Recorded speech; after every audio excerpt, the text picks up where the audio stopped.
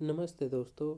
आज हम कक्षा 7वीं पाठ संख्या 13 एक तिनका पाठ के शब्दार्थ करेंगे, प्रसंग सहित व्याख्या करेंगे और अभ्यास के प्रश्न उत्तर करेंगे। तो आइए वीडियो को शुरू करते हैं। शब्दार्थ।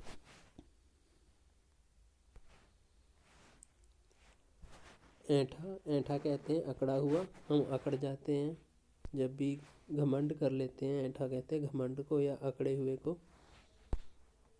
मुंडेरे, मुंडेर है तो छत का किनारा।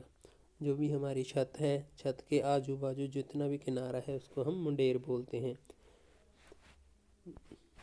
तिनका, तिनका कहते हैं सूखी घास का एक टुकड़े को। बेचैन, बेचैन होता है परेशान, व्याकुल होना। दबे पांव भागना मतलब चुपके से चले जाना। डब होता है उपाय। कविता है एक तिनका। मैं घमंडों में भरा ऐंठा हुआ, एक दिन जब था मुंडेरे पर खड़ा, आ अचानक दूर से उड़ता हुआ, एक तिनका आँख में मेरी पड़ा। इस कविता की इन पंक्तियों में जो कवि हैं हरिओद जी, वो अपने घर में अपने छत पे खड़े हुए हैं, छत के किनारे पे, मुंडेर पे। तो तब की वो अपनी जो हालत है वो बता रहे हैं कि वो अपनी छत पे खड़े हुए थे अब घमंड में। तो उनकी आँख में दूर से उड़ता हुआ एक तिनका आया और उनकी आँख में पड़ गया। तो मैं घमंड में भरा ऐंठा हुआ, कि घमंड से भरा हुआ था, मेरे अंदर घमंड बहुत था और मैं अकड़ में खड़ा हुआ था।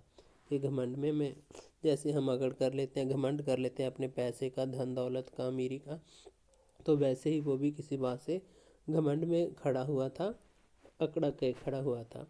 तो क्या हुआ, एक दिन जब था मुंडेर पे खड़ा, कि वो अपनी छत के किनारे पे खड़े हुए थे, मुंडेर पे खड़े हुए थे अपने घमंड में। तो क्या हुआ उस दिन, अचानक दूर से उड़ता हुआ एक तिनका आँख में मेरी पड़ा, कि एक उड़ता हुआ तिनका मेरी आँख में आके पड़ गया। प्रसंग। प्रस्तुत पंक्तियाँ हमारी हिंदी की पाठ्य पुस्तक वसंत भाग 2 में शामिल कवि अयोध्या सिंह उपाध्याय हरिओद द्वारा रचित कविता एक तिनका में से ली गई हैं। तो प्रसंग में 3 चीज़ें लिखनी होती हैं। एक किताब का नाम, दूसरा कवि का नाम और तीसरा कविता का नाम। तो इन तीनों लिखने के बाद आपके प्रसंग के अंक पूरे आ जाते हैं। तो ये जो प्रस्तुत पंक्तियाँ हैं वो हमारी हिंदी की पाठ्य पुस्तक वसंत भाग 2 में से ली गई हैं। वसंत भाग 2 में से ली गई हैं। इसके कवि हैं अयोध्या सिंह उपाध्याय, हरिओद भी बोलते हैं इनको। कविता का नाम है एक तिनका।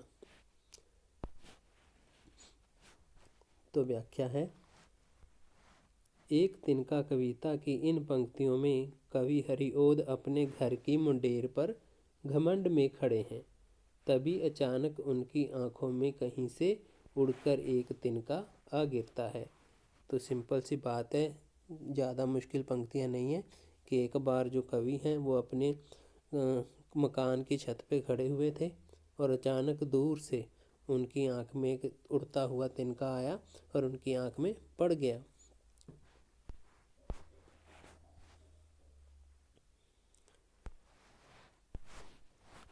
मैं झिझक उठा हुआ बेचैन सा, लाल होकर आंख भी दुखने लगी, मूठ देने लोग कपड़े की लगे, ऐंठ पे चारी दबे पाँव भगी। तो इन पंक्तियों में जो कवि हैं वो अपनी आंख में तिनका पड़ जाने की जो हालत है उसको व्यक्त कर रहे हैं। कि जब उनकी आंख में तिनका पड़ा तो क्या हुआ।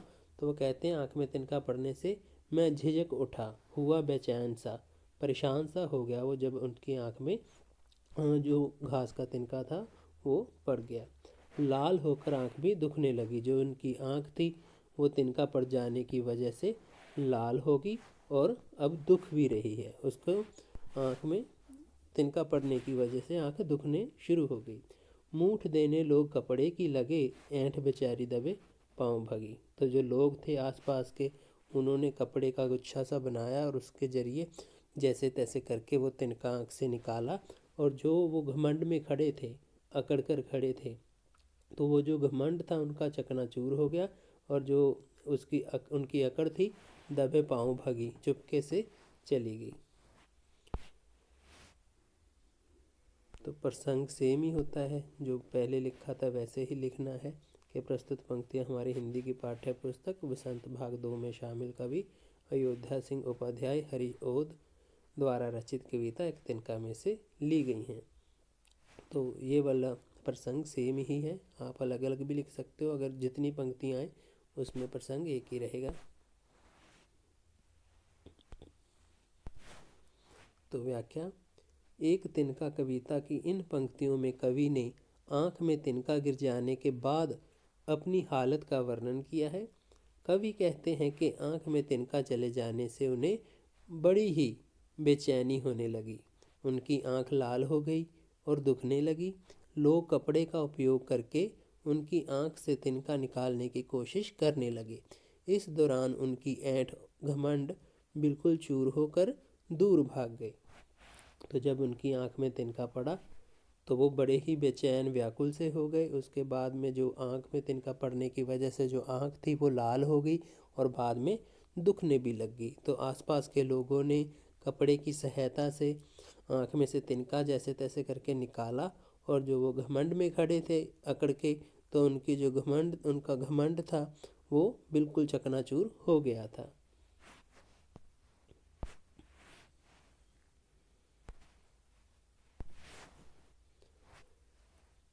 जब किसी डब से निकल तिनका गया, तब समझने यूँ मुझे ताने दिए।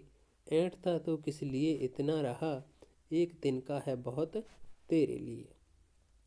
तो जो कवि हैं वो कह रहे हैं इस पंक्तियों में कवि ने तिनका निकल जाने के बाद अपनी हालत का वर्णन किया है। आँख में जब तिनका पड़ गया था तो पहले जो पंक्तियाँ थी उसमें आँख में तिनका पड़ने की अपनी हालत का वर्णन किया था। अब तिनका निकल जाने के बाद जो उनकी हालत है उसका वर्णन किया हुआ है कवि ने। तो वो कह रहे हैं जब किसी डब से निकल तिनका गया, डब होता है उपाय, तरीका, किसी भी जैसे करके।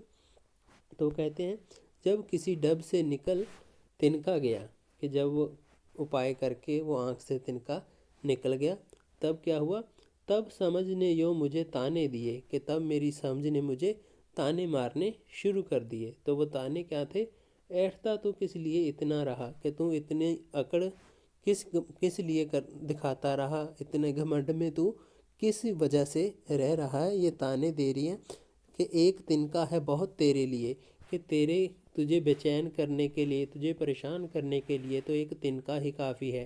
तेरे वजूद को नष्ट करने के लिए एक तिनका ही काफ़ी है। तो तू इस किस बात का घमंड करता है कि तू क्या है। तो ऐसा उसकी समझ ने उसको ताने दे रही है। तो इसका प्रसंग भी सेम ही रहेगा कि प्रस्तुत पंक्तियाँ हमारी हिंदी की पाठ्य पुस्तक बसंत भाग 2 में शामिल कवि अयोध्या सिंह उपाध्याय हरिओद द्वारा रचित कविता एक तिनका में से ली गई हैं। तो व्याख्या। एक तिनका पंक्ति में कवि हरिओद जी ने तिनका निकल जाने के बाद अपनी हालत का वर्णन किया है। वो इन पंक्तियों में कहते हैं कि जैसे तैसे उनकी आँखों से तिनका निकल गया। इसके बाद उन्हें मन में एक ख्याल आया कि उन्हें घमंड नहीं करना चाहिए था। उनका घमंड तो एक मामूली तिनके ने ही तोड़ दिया। इन पंक्तियों के जरिए कवि हमें भी घमंड से दूर रहने का संदेश दे रहे हैं। चाहे इंसान कितना भी बड़ा हो जाए, उसका घमंड चकनाचूर हो ही जाता है। तो ये जो पंक्तियाँ थी इसमें जो कवि हैं उन्होंने अपनी आँख से तिनका निकल जाने के बाद का वर्णन किया है। तो जब उनकी आँख से जैसे तैसे करके तिनका निकल गया था, तब उनके मन में ही ख्याल आया, उनकी समझ ने ही उनको ताने मारने शुरू कर दिए कि तू किस बात का घमंड कर रहा है, तेरे लिए तो एक तुच्छ सा तिनका ही बहुत है तेरे वजूद को नष्ट करने के लिए।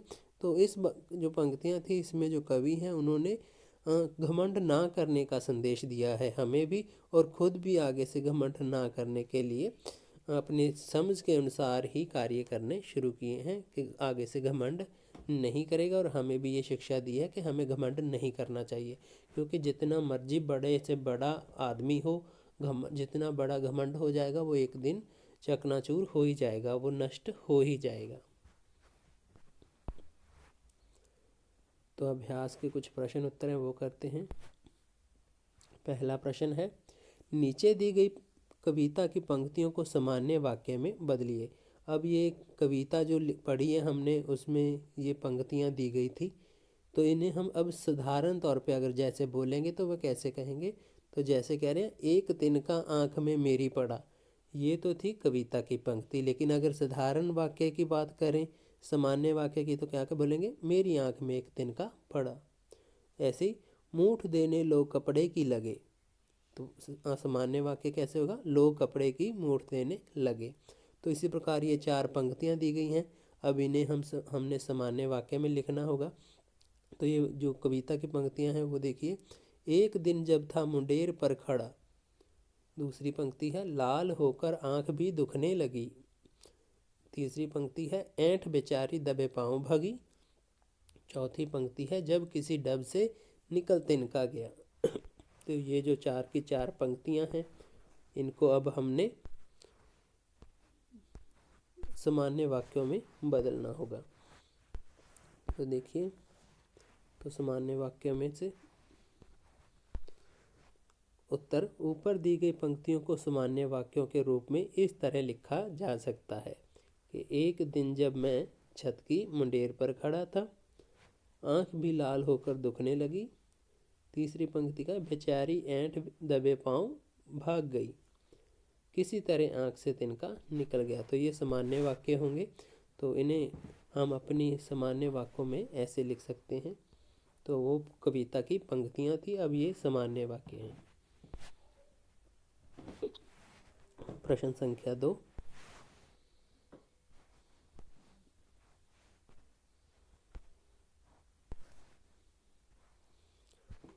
प्रश्न संख्या 2 है, एक तिनका कविता में किस घटना की चर्चा की गई है जिससे घमंड नहीं करने का संदेश मिलता है।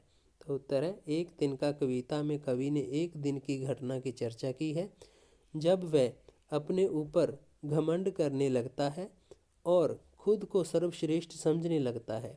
तभी अचानक कहीं से एक तिनका उसकी आंख में आ गिरता है, जिससे उसे बहुत तकलीफ हुई और उसकी आंख लाल हो गई। बड़ी मुश्किल से वो तिनका कवि की आंख से निकला और तब कवि को महसूस हुआ कि मेरा घमंड तोड़ने के लिए तो एक नन्हा सा तिनका ही काफ़ी है। इसीलिए एक तिनका कविता के जरिए उन्होंने हमें भी घमंड ना करने का संदेश दिया है। तो प्रश्न में सिंपल सी बात पूछी है कि एक तिनका कविता में किस घटना की चर्चा की गई है और जिससे घमंड नहीं करने का संदेश मिलता है।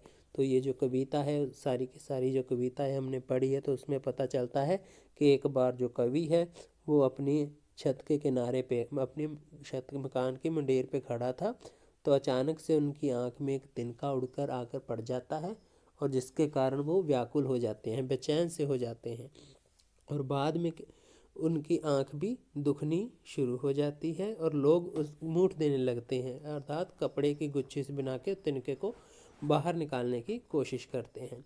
और जब तिनका बाहर निकल जाता है आंख से, तो उनकी समझ उन्हें ताने देती है कि घमंड नहीं करना चाहिए। तो ये जो सारा वृत्तांत है, ये जो सारी घटना है, तो ये तिनके वाली घटना से ही हमें ये संदेश मिलता है। ये कवि ये कहना चाहता है कि हमें कभी भी घमंड नहीं करना चाहिए।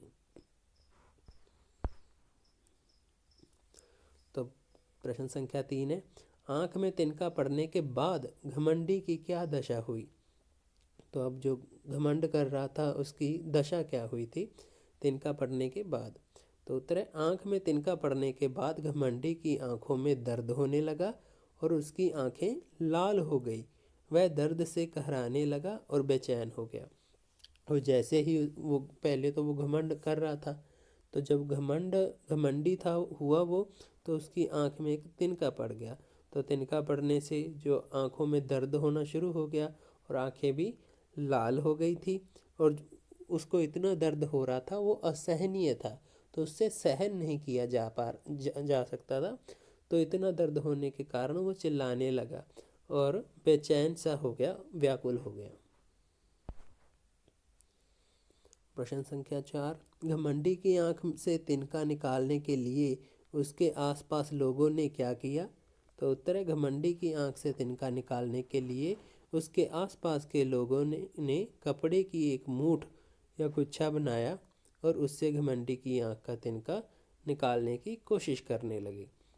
तो जैसे ही लेखक घमंड में खड़ा था, तो उसकी आंख में जब तिनका पड़ा, तो जब तिनका पड़ा तो आसपास के लोगों ने कोशिश की कि आंख से तिनका निकाले।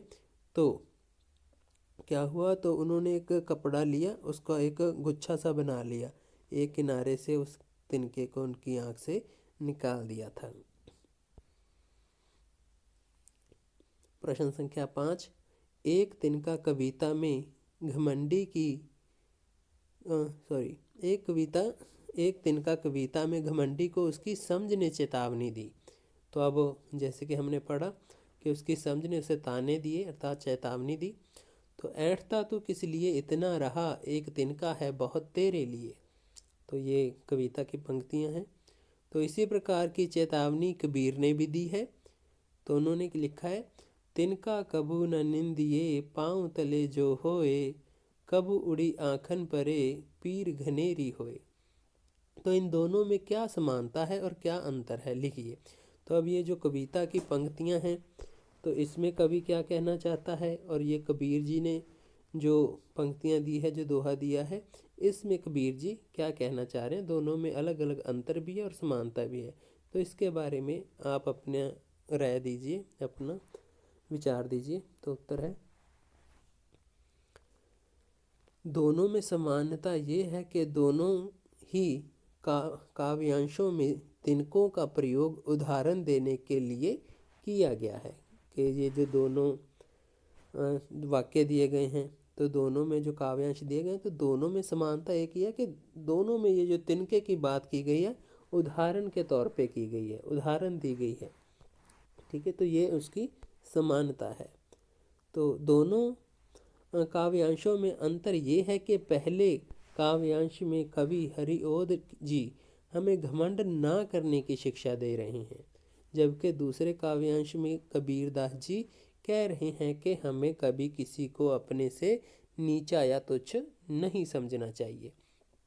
तो ये जो हरिओद द्वारा हमारी ये कविता है एक तिनका में से जो पंक्तियां हैं, इसमें से हमें ये सीख मिलती है कि कभी भी हमें घमंड नहीं करना चाहिए। जबकि जो कबीरदास जी द्वारा दोहा दिया गया है, इससे हमें सीख मिलती है कि हमें साधारण आदमी को या छोटे आदमी को या छोटे जीव को कभी भी निंदा नहीं करनी चाहिए, उसकी कभी भी उसका उपहास नहीं उड़ाना चाहिए, किसी को छोटा या आम साधारण नहीं समझना चाहिए। सभी की अपनी अपनी महत्ता है।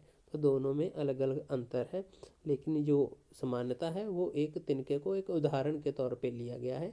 तो यही इसकी समानता है। अब एक तिनका जो कविता है उसके आगे के प्रश्न है। प्रश्न संख्या 1, इस कविता को कवि ने मैं से आरंभ किया है। मैं घमंडों में भरा ऐंठा हुआ। कवि का ये मैं कविता पढ़ने वाले व्यक्ति से भी जुड़ सकता है और तब अनुभव ये होगा कि कविता पढ़ने वाला व्यक्ति अपनी बात बता रहा है। यदि कविता में मैं की जगह वह या कोई नाम लिख दिया जाए, तब कविता के वाक्यों में बदलाव किया जाएगा। कविता में मैं के स्थान पर वह या कोई नाम लिखकर वाक्यों के बदलाव को देखिए और कक्षा में पढ़कर सुनाइए। तो जो 5 प्रश्न थे ये तो आपने अभी तक लिखने होंगे, तो लेकिन ये वाले प्रश्न जो आपने अनुभव करने, कल्पना ही करनी है या याद ही करने हैं, तो ये यहीं से वीडियो से कर सकते हो। तो जब यहाँ तक ये जो 5 प्रश्न हैं, तो यहाँ तक ही आपने लिखने होंगे। ठीक है, तो उसके बाद में जो होंगे ये वाले अनुभव और कल्पना, ये हम क्लास में कर सकते हैं। ये सिर्फ याद रखने की है, आपकी कल्पना मात्र ही है, अनुमान ही लगाना है। तो इसमें देखिए अब जो मैं शब्द का प्रयोग किया था उसकी जगह पे वह शब्द का प्रयोग कर रहे हैं।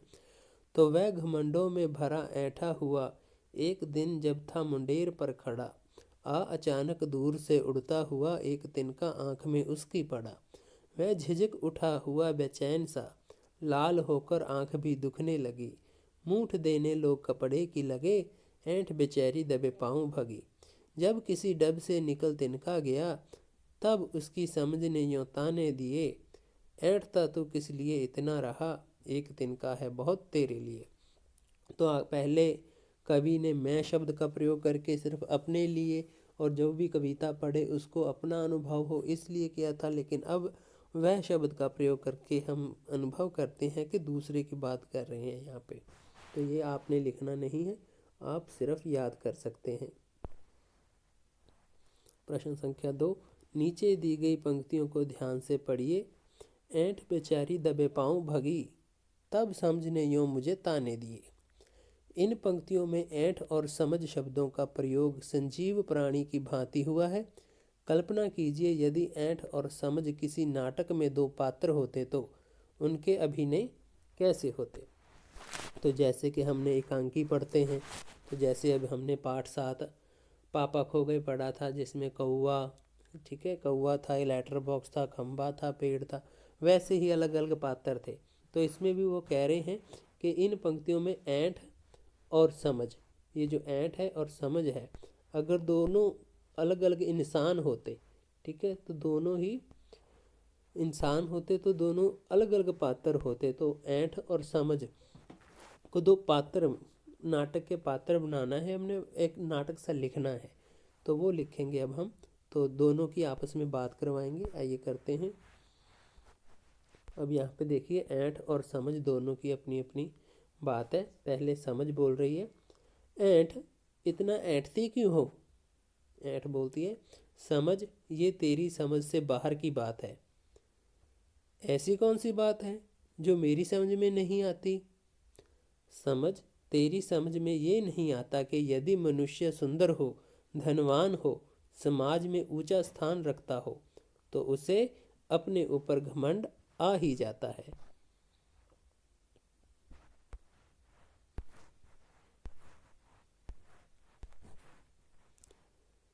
समझ, नहीं ऐंठ, कभी घमंड नहीं करना चाहिए, क्योंकि ये सब तो क्षण भंगुर है। क्षण भंगुर होता है क्षण भर में नष्ट हो जाने वाला, क्षण भंगुर है, कभी भी नष्ट हो सकता है। लेकिन मनुष्य की विनम्रता, उसकी परोपकार की भावना व हंसमुख स्वभाव कभी नष्ट नहीं होता। इतने में ऐंठ की आंख में एक तिनका उड़कर पड़ गया। समझ, ऐंठ इतना तिलमिला क्यों रही हो। ऐंठ, ना जाने कहाँ से आंख में तिनका आकर पड़ गया है, मैं तो बहुत बेचैन हो रही हूँ। समझ, अब तुम्हारा घमंड कहाँ गया, एक छोटे से तिनके से तिलमिला उठी। ऐंठ, मुझे क्षमा करो समझ, अब मैं कभी अपने पर घमंड नहीं करूँगी। तो इसमें सिर्फ दो पात्र हैं, एक का नाम घमंड है, एक का नाम समझ है। तो घमंड या ऐंठ बोल सकते हो आप। तो दोनों आपस में ही वार्तालाप करती हैं, आपस में ही बातचीत कर रही हैं। तो ये आपसी बातचीत को ही आपने दर्शाना है, बताना है कि कोई भी बातचीत आप ऐसे भी कर सकते हो, आप कोई और भी कविता या कहानी या कोई भी आपकी समझ के अनुसार कुछ भी याद हो उसके अनुसार आप वार्तालाप दोनों में करवा दीजिए। एक नाटक बनाना है हमने कि आपस में दोनों संजीव पात्र हैं और दोनों ने बात करनी है आपस में। प्रश्न संख्या 3, नीचे दी गई कबीर की पंक्तियों में तिनका शब्द का प्रयोग एक से अधिक बार किया गया है, इनके अलग अलग अर्थों की जानकारी प्राप्त करें। अब ये जो कबीर जी द्वारा दी गई पंक्ति है, दोहा है, इसमें क्या है, जो शब्द है तिनका शब्द कब काफ़ी बार प्रयोग कर लिया, तो अब इनके अलग अलग अर्थ बताने हैं हमने। जैसे उठा बबूला प्रेम का, तिनका उड़ा आकाश, तिनका तिनका हो गया, तिनका तिनके पास। तो यहाँ पे कितनी बार ही तिनके शब्द का प्रयोग कर लिया गया है। अब इनके अलग अलग अर्थ देखिए। तो उत्तर है, जिस प्रकार के झोंके से उड़कर तिनके आसमान में चले गए जाते हैं और सभी तिनके बिखर जाते हैं, उसी प्रकार ईश्वर के प्रेम में लीन हृदय संसारिक मोह माया से मुक्त होकर ऊपर उठ जाता है। वह आत्मा का परिचय परमात्मा से मिल जाता है, यानी उसे अपने अस्तित्व की पहचान हो जाती है और सभी प्रकार की बाधाओं से मुक्त होकर ईश्वर के करीब पहुंच जाता है, यानी आत्मा का परमात्मा से मिलन हो जाता है। तो आप सिर्फ उनके अर्थ के अनुसार ही आप उसकी व्याख्या कर सकते हैं कि उठा बबूला प्रेम का, तिनका उड़ा आकाश के तिनके हैं जो आकाश तक उड़ जाते हैं, और तिनका तिनका हो गया के तिनका तिनके जैसे बिखर जाने हैं तो अलग अलग हो जाते हैं। तिनका तिनके पास के अर्थात जो जीवात्मा है वो परमात्मा से मिल जाती है। तो अब भाषा की बात में एक ही प्रश्न है। तो किसी डब से निकलना का अर्थ है किसी ढंग से निकलना। डब से जैसे कई वाक्यों से आप परिचित होंगे। जैसे धम से वाक्यांश है, लेकिन ध्वनियों में समानता होने के बाद भी डब से और धर्म से जैसे वाक्यांशों के प्रयोग में अंतर है। धम से, छप से इत्यादि का प्रयोग ध्वनि द्वारा क्रिया को सूचित करने के लिए किया जाता है। नीचे कुछ ध्वनियों द्वारा क्रियाओं को सूचित करने वाले वाक्यांश और कुछ अधूरे वाक्य दिए गए हैं। उचित वाक्यांश चुनकर वाक्यों के खाली स्थान भरिए। तो ये जो खाली स्थान दिए गए हैं, ऊपर कुछ विकल्प दिए गए हैं, जैसे छप से, थर से, टप से, थर से, फुर से, सन से। तो ये रिक्त स्थान ही भरने हैं हमने। जैसे मेंढक पानी में डैश कूद गया, नल बंद होने के बाद पानी की एक बूंद डैश चो गई, शोर होते ही चिड़िया डैश उड़ी, ठंडी हवा गुजरी, मैं ठंड में डैश कांप गया। तो आप लिख सकते हैं, मेंढक पानी में छप से कूद गया, नल बंद होने के बाद पानी की एक बूंद टप से चो गई, शोर होते ही चिड़िया फुर से उड़ गई, ठंडी हवा सन से गुजरी, मैं ठंड में थर से कांप गया। वीडियो देखने के लिए आपका धन्यवाद। अगर वीडियो पसंद आई हो तो वीडियो को लाइक करें, कमेंट करें और शेयर करें। हमारे यूट्यूब चैनल को सपोर्ट करें। हमारे यूट्यूब चैनल का नाम है हिंदी विद राधेश्याम। आपके सपोर्ट की हमें बहुत ही आवश्यकता है। तो वीडियो पसंद आई हो तो वीडियो को लाइक करना ना भूलिएगा। धन्यवाद।